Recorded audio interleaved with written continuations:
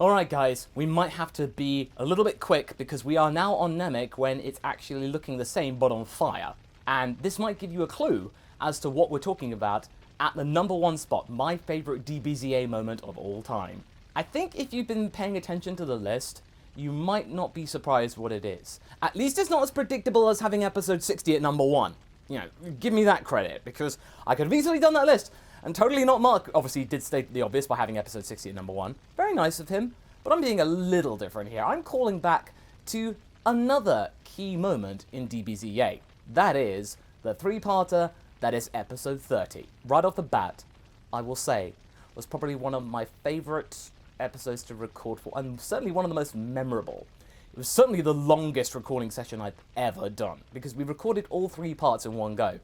Yes, there were at least so many lines that Goku had throughout that entire 3-parter. I had to do 2 sessions, and each of them were 2 hours long.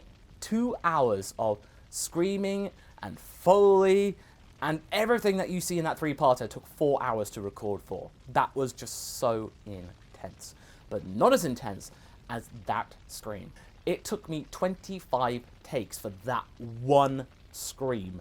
I could do it, but I wanted to do it right. And Scott was saying, dude, we've got enough. Are you sure you want to continue? I was like, yes, I need to get this done. I need to make sure this is good. This is right.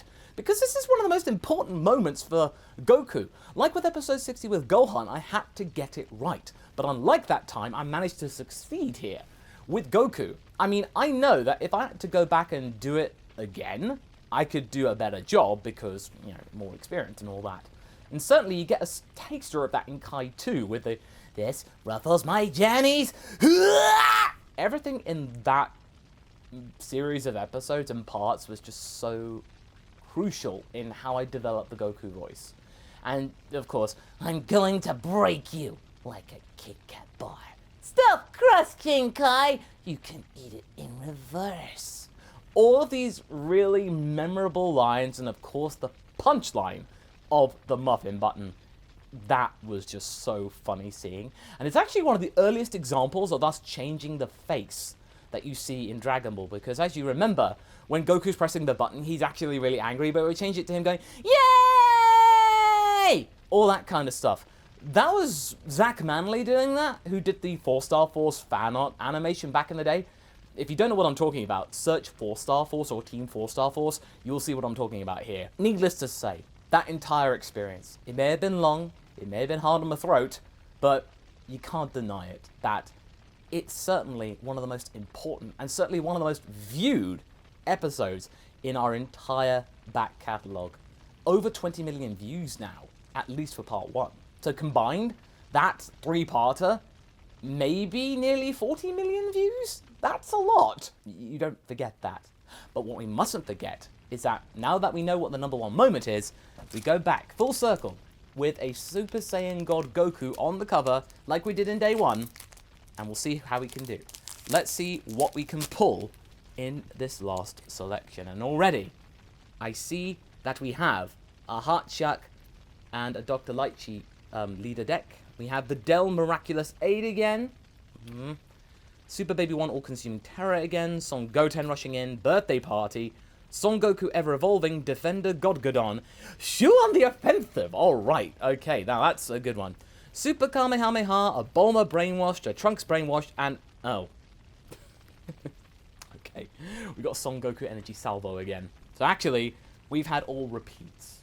Wow. What a way to end it. We had all ones we've had already. So okay, we have to actually make a selection, and I think what we'll do...